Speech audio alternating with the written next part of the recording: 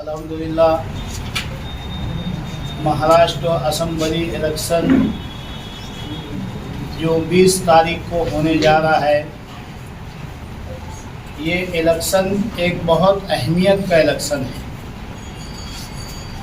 मालेगांव शहर में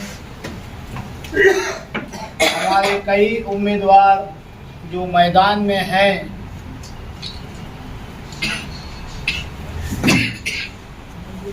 वो सभी लोगों ने मालेगांव आवामी पार्टी से अपनी हिमायत व तायीद मांगी। मौजूदा एमएलए साहब मुफ्ती मोहम्मद इस्माइल कासमी साहब ने हमसे हिमायत मांगी थी।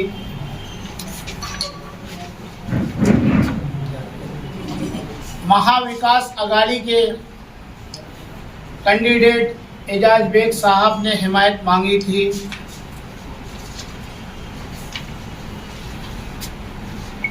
शेख आसिफ शेख रशीद साहब ने हमसे हिमायत मांगी थी। समाजवादी से शान हिंद साहिबा ने हमसे हिमायत और तायीद मांगी थी।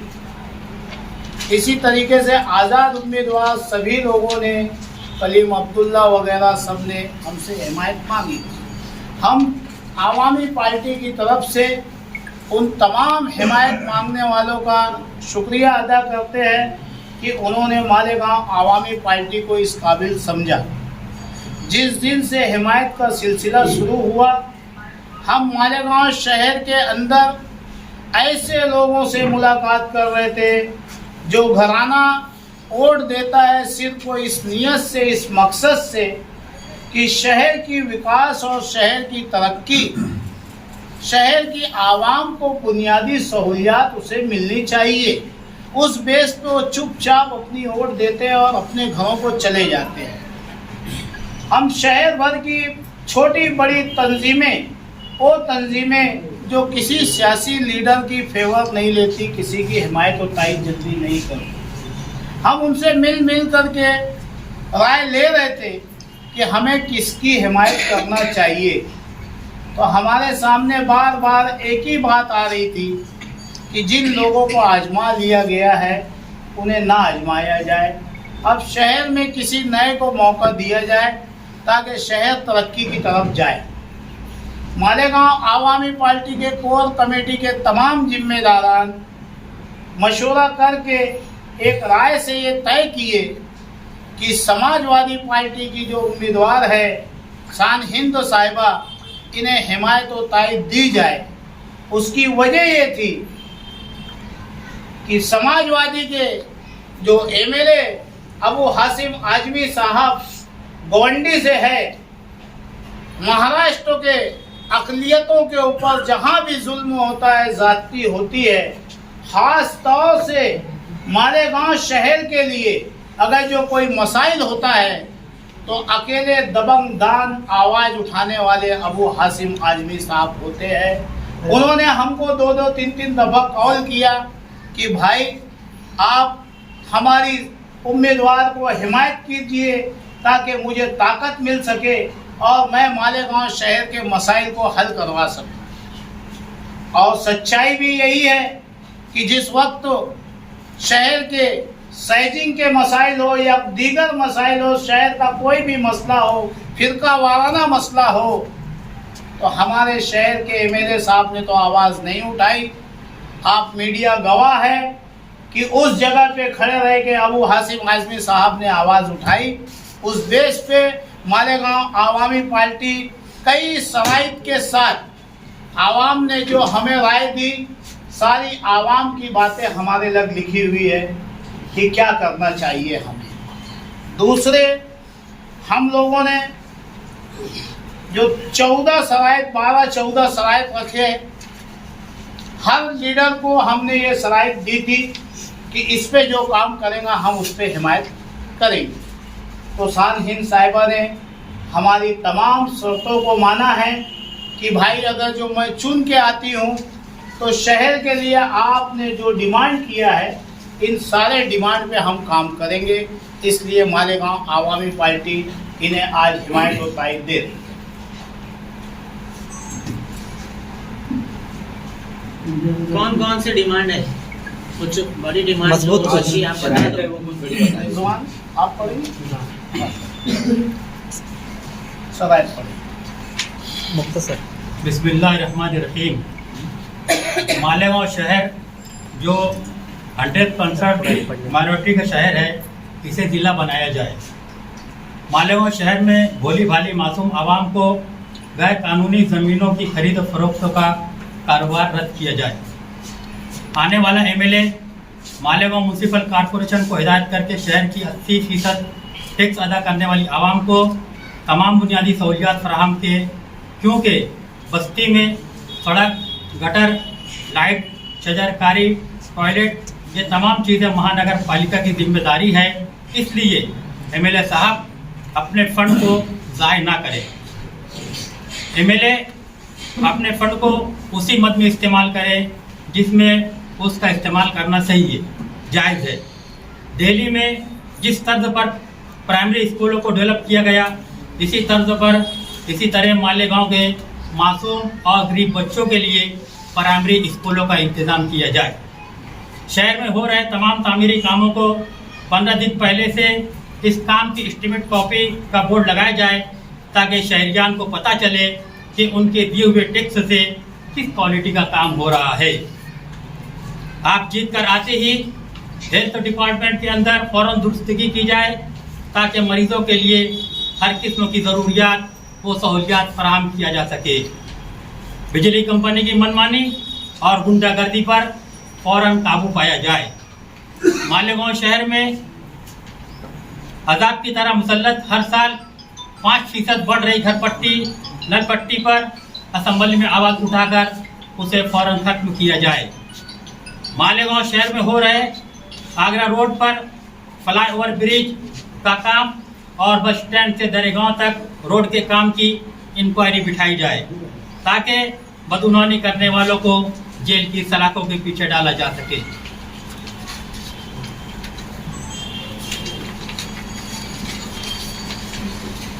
आपने समाजवादी को हिमायत दी, अभी आप लोग सारी पार्टियों ने आपसे राब्ता कायम किया था, उनका शुक्रिया अदा किया। तो अब ऐसी क्या वजह थी उन पार्टियों के साथ आपने?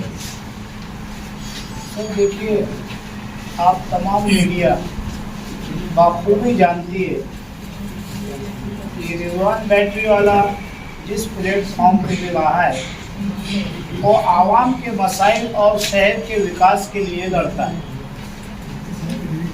माजी में जो एमएलए रह चुके, जो मौजूदा एमएलए साहब है, शहर के सामने सब कुछ है, किसने क्या किया क्या नहीं किया। 2007 से लेके आज तक हमारे मौजूदा एमएलए साहब कई टाइम महानगर पालिका में इनके महापौर बैठ चुके हैं और 2 टर्मों में एमएलए रह चुके हैं। लेकिन एक 10 मिनट की बारिश, 15 मिनट की बारिश में शहर की आवाम मौत मांगने लगती है, ये भी किसी से छुपा नहीं है। ये सारी वजहत है। माजी आमदार साहब वो माजी में एमएलए रह चुके हैं, उनके घर के कई मेयर रह चुके हैं। शहर कहाँ है, शहर का जो 2 हिस्सा है, एक हिस्सा कहाँ है, दूसरा हिस्सा कहाँ है, वो मुझे नहीं लगता कि आप लोगों को बताने की ज़रूरत है। शान हिंद एक ऐसी उम्मीदवारा है, एक ऐसी लेडी है जो हर वक्त बदगुमानी के खिलाफ, भ्रष्टाचारियों के खिलाफ आवाज़ उठाती है। और अबू हाशिम आज़मी साहब तो एक आइडियल है, सबके सामने है। मालेगांव शहर की आवाम ने तो चुन के नहीं भेजा है, लेकिन नुमाइंदगी वो मालेगांव शहर की करते हैं। मोबाइल बंद करो ना। हमें बेहतर लगा कि समाजवादी को हिमायत करना चाहिए, ताकि महाराष्ट्र में अबू हाशिम का हाथ मजबूत हो सके। हफ्ता 15 दिन से आप मुसलसल लोगों के रास्ते में रहे करते रहे तो ठीक होता रहा। पिछले असेंबली में आपने उम्मीदवारी की थी, कितनी वोट आपको मिली थी? आप ही बता दीजिए, क्या फायदा मिलेगा इनको? आप ही बता दीजिए। आप उम्मीदवार थे ना? नहीं, आप बता दीजिए ना मुझे कितनी वोट मिली थी। मैं भूल गया, जरा से याद दिला दो मुझे। अंदाज से बोल दो। अंदाज से बोल दो। रिजवान भाई, मैं शान हिंद को 1 वोट इंशाल्लाह दिला सकता हूँ, और उस 1 वोट से वो कामयाब होगी, अल्लाह ने चाहा। रिजवान भाई, जीत और हार अल्लाह के हाथ में। देखिए फैसला आपने लिया हिमायत इनको देने का, 1 महीने पहला ले लेते थे ये फैसला तो और उनको ताकत मिल जाती थी, इतना देर क्यों कर दिए? इलेक्शन काफ़ी करीब है। इलेक्शन तो 5 दिन में होता है आसिफ साहब, इलेक्शन 5 दिन में होता है, उसकी आप फिक्र मत करिए। घोड़ा मैदान सामने है, अभी सब आप लोगों के सामने आ जाएगा। लेटर दे और किसी को कुछ पूछना है सब? वो नाम जरा दुरुस्त कर लो, अबू आसिम है, हाशिम नहीं है। ठीक है, कर लेते हैं जनाब। आप हाशिम बोल रहे हैं, नहीं तो नवा कोई आदमी आ जाएगा ऐसा लगता है। और अगर जो उनकी ताकत बढ़ जाए, नवा आ जाए तो अच्छा ही हो जाएगा उनके अंदर। सही मानों में हम लोग जमीन पर इलेक्शन लड़ रहे हैं। मैं बार बार बोल रहा हूँ कि पक्का एरिया और कच्चा एरिया दोनों तरफ जो है लोग तब्दीली चाहते हैं। ये बिल्कुल एक लोगों के जहन में एक बात बैठ गई है कि ये शहर में 25 सालों में जो हालात हैं, और सबसे अच्छी बात ये है इस इलेक्शन में हमको कैंपेनिंग करने में कि हमको लोगों को बहुत तफसील से समझाना नहीं पड़ रहा है। क्योंकि कभी कभी ऐसा होता है कि काम काज होता है तो हम उसमें कोई नुक्स निकालते हैं, कुछ बोलते हैं ये ऐसा है वैसा है, तफसील से समझाते हैं। मगर जब लोग खुली आंखों से हालात देख लेते हैं तो उन्हें समझाना नहीं पड़ता। इसीलिए लोग तब्दीली की तरफ जाना चाहते हैं, और तब्दीली के नाम पर जो है शहर को एक ऐसा नुमाइंदा चाहिए जो पढ़ा लिखा हो, जिसे मराठी आती हो, जिसे एडमिनिस्ट्रेशन का काम समझता हो, जो फिरका परस्तों से लड़ सकता हो, जो शहर में डेवलपमेंट और उसके ताल्लुक से एक नई सोच के साथ आ सकता है। ऐसा नुमाइंदा शहर को चाहिए। इसलिए लोग बड़ी तादाद में समाजवादी की हिमायत कर रहे हैं। मैं रिजवान भाई बैटरी वाले का शुक्रिया अदा करता हूं, और वेलफेयर पार्टी का भी शुक्रिया अदा करता हूं कि इन्होंने हमारी हिमायत दी। और सियासत में, सियासत और मैथमेटिक्स ये दो एक अलग अलग उसूल है। मैथमेटिक्स में 1 + 1 2 होता, 1 + 1 2 होगा, मगर सियासत में कभी कभी दो ऐसे लोग मिलते जो 1 + 1 11 होता। और वैसे ही रिजवान भाई बैटरी वाले और मैं इस सियासत में 1 + 1 11 है, 2 नहीं है। तो जो सियासत का आंकड़ा है वो मैथमेटिक्स के तौर पर नहीं देखा जा सकता कि किसको कितनी वोट मिली, किसको कब कितनी वोट मिली। दो लोगों का मिलना और उससे जो माहौल क्रिएट होता, वही असल में सियासत का इलेक्शन है, और उसी तर्ज पे इलेक्शन होता है। और आप देख रहे होंगे कि बड़ी तादाद जो है, शहर हमारा स्टेज देख रही है कि हमारा स्टेज क्या है और दूसरों का स्टेज क्या है। ये वाज़ेह फर्क है